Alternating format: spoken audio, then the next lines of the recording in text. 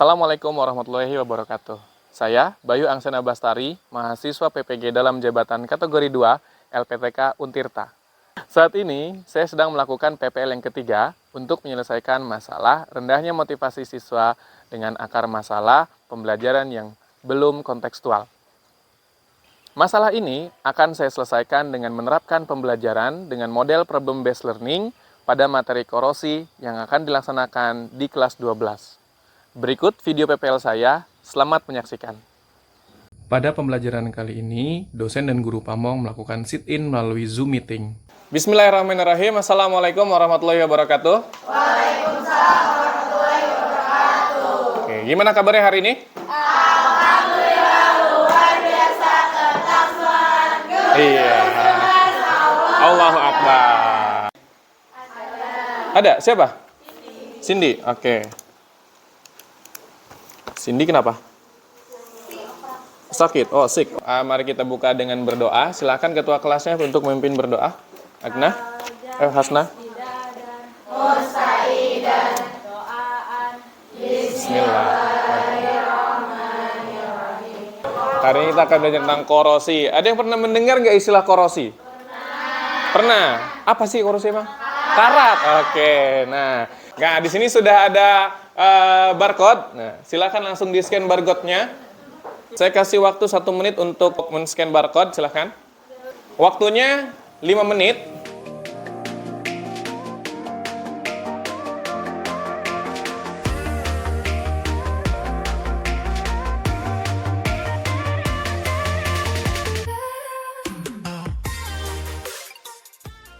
Ditutup dulu tabnya.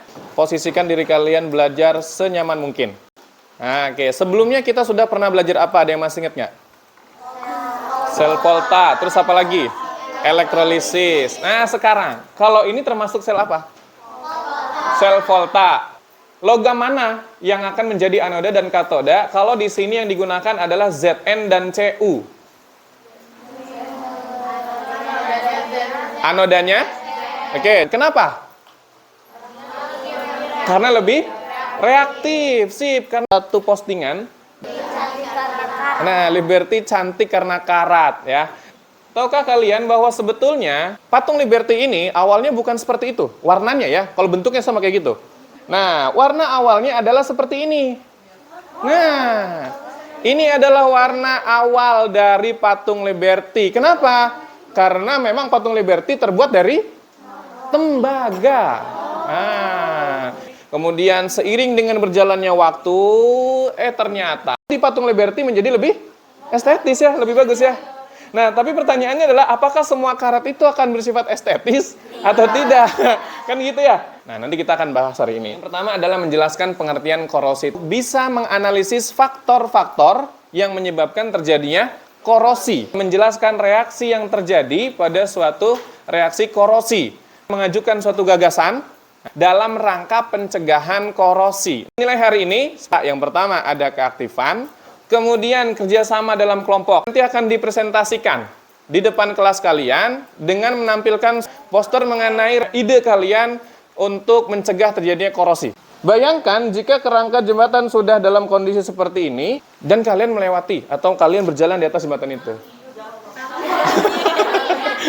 Nangis. Tuh, ada berita. Katanya ada infeksi, ada alat medis berkarat di klinik Cilincing. Beritanya adalah struktur baja berkarat, pemicu pelapukan gedung roboh di Slipi. Gimana caranya? Supaya nggak karatan. Emang kenapa? Masalahnya emang tadi apa? Kalau karat tadi bahaya. Nah, itu yang akan kita jawab melalui kelompok-kelompok yang sudah dibentuk di sini. Nah, seperti biasa, ini sebagai panduannya. Ya, saya bagikan dulu LKS-nya.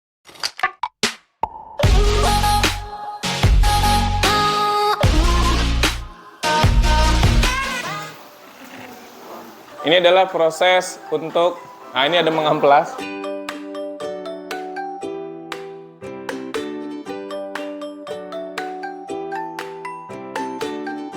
Kita akan mengidentifikasi berdasarkan percobaan yang ada di sana, sebetulnya apa sih yang menyebabkan terjadinya korosi, dan itu akan kalian tuangkan dalam LKPD. Kemudian, waktunya berapa? Hanya 25 menit. Kelompok 2. Tadi di awal kondisi pakunya apakah sudah ada yang berkarat sebelumnya? Belum ya? Nah, berarti di checklist semua tuh yang tidaknya. Tidak. Nah, terus setelah 5 hari apakah semuanya berkarat? Enggak. Yang minyak nggak berkarat? Hijau kebiruan ya sebetulnya nggak apa-apa. Nah, artinya apa tuh kalau begitu? Ada reaksi. Nah, itu tuh. Cewek sompat anhidrat berwarna putih keabuan. Zat ini bersifat menyerap air di udara. Ketika menyerap air, cewek sompat berubah menjadi warna hijau atau biru. Nah, sekarang begini. Tadi awalnya warnanya apa katanya? Putih. Terus tadi warnanya berubah nggak? Berubah. Berarti dia sudah ngapain tuh? Menyerap air. Ada uap air dan ada oksigen. Sekarang, cewek sompat ketika dimasukkan ke dalam tabung, ternyata dia hanya menyerap apa? Air. Berarti di sana masih ada oksigen nggak? Masih ada oksigen. Sekarang, masih ada oksigen. Kemudian, pengamatannya pokoknya berkarat nggak? Berkarat. Oh, berarti meskipun airnya nggak ada, tapi ada oksigen. Gitu. Dia nggak berkarat. Di minyak nggak ada air dan oksigen. Berarti apa jawabannya? Jadi kenapa? Mengapa tabung menunjukkan fenomena tersebut? Karena dalam minyak tidak ada oksigen dan Cakep. air. Good. Di tabung 3, airnya dididihkan supaya oksigennya menguap. Sekarang, masih ada airnya nggak? Masih. Perkarat nggak pakunya? Oh, berarti kalau gitu, meskipun nggak ada oksigen, Tetap berkarat. nah ada H2O, paku masih bisa? Nah, gitu.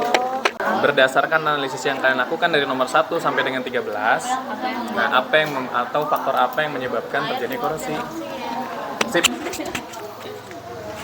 Nah, di video itu silakan kalian eksplorasi reaksi berarti ya prosesnya di sana ya.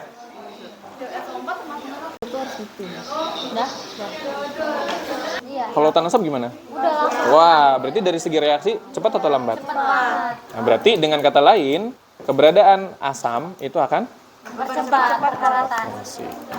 Terus lautan garam, kata kalian cepat juga. Berarti pengaruh garam itu gimana?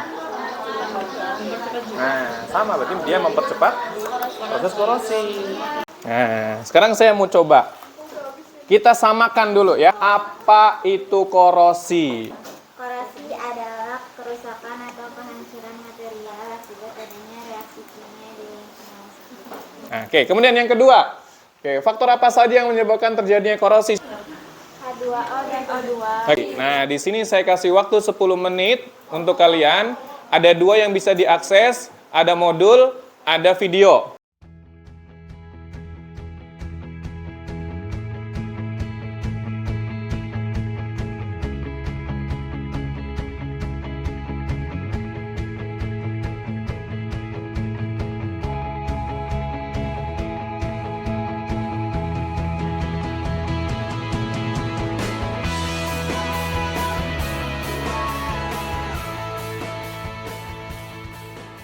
Nanti kalian silakan cari ide bagaimana caranya mencegah korosi pada 3 hal ini. Yang pertama jembatan, kemudian alat makan, dan yang ketiga adalah alat kedokteran yang memang terbuat dari besi pada umumnya. Oke, tadi kita sudah belajar tentang korosi, bahwa korosi itu adalah suatu peristiwa rusaknya suatu logam akibat reaksi dengan lingkungan. Apa faktor utamanya tadi? Oke, apa saja yang bisa mempercepat tadi? Ada lingkungan asam dan ada lingkungan garam yang sudah kita pelajari tadi. Korosi. Prosesnya, apalagi? Nah, cara pencegahan dan faktor-faktornya. How do you feel? Excited? Di pertemuan selanjutnya kalian akan melakukan presentasi. Ketua kelas silakan memimpin berdoa. Hasna.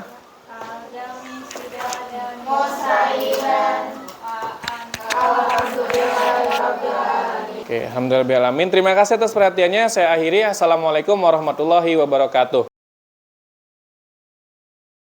Bismillahirrahmanirrahim. Assalamualaikum warahmatullahi wabarakatuh. Waalaikumsalam warahmatullahi wabarakatuh. Nah, hari ini kita akan lanjutkan kembali. Namun sebelumnya, seperti biasa, silakan ketua kelas untuk memimpin berdoa terlebih dahulu.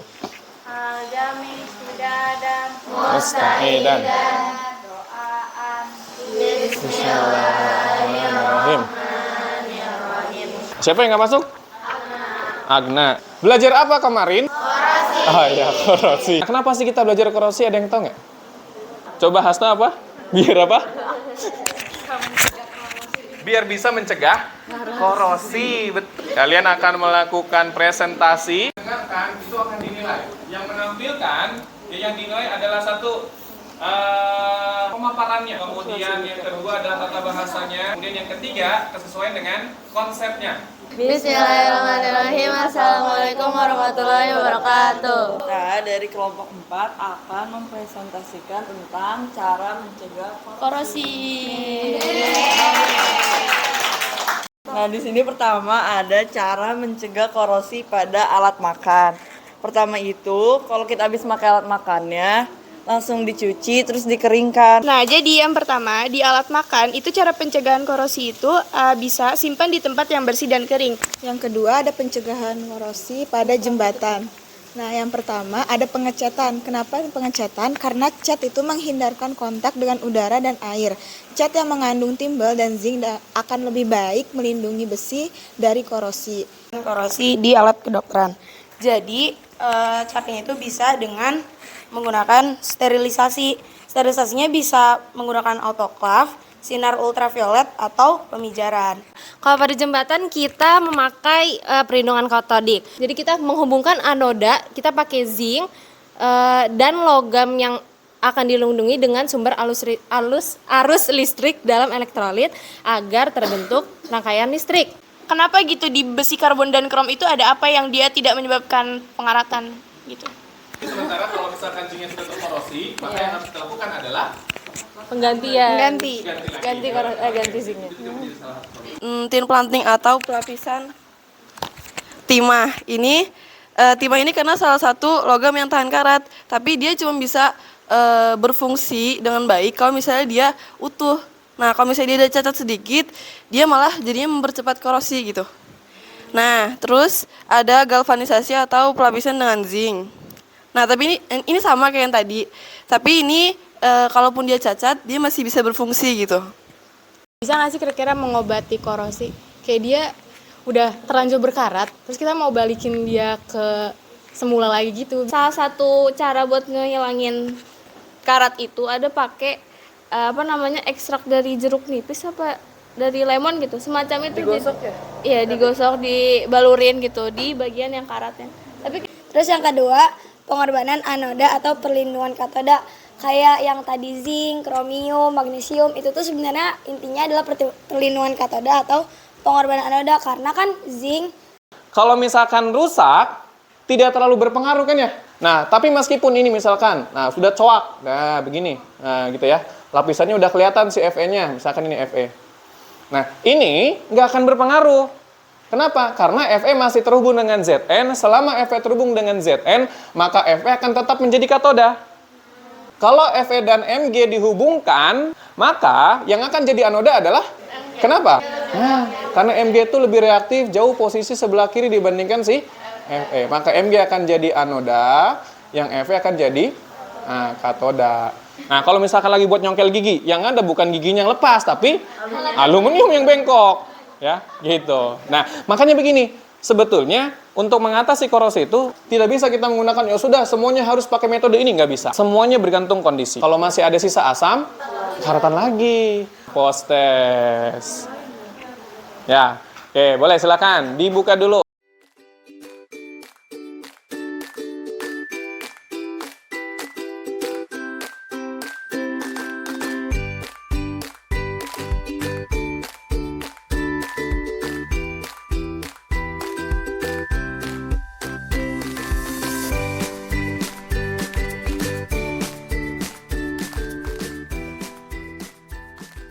Oke, pada materi yang selanjutnya kita akan masuk ke elektrolisis sudah ya?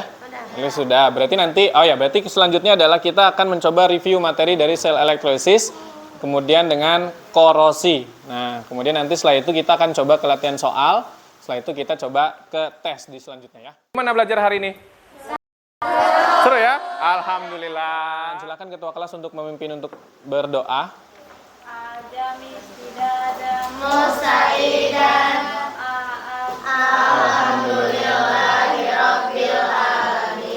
Alhamdulillahirabbil alamin. Terima kasih atas perhatiannya. Saya akhiri. Assalamualaikum warahmatullahi wabarakatuh.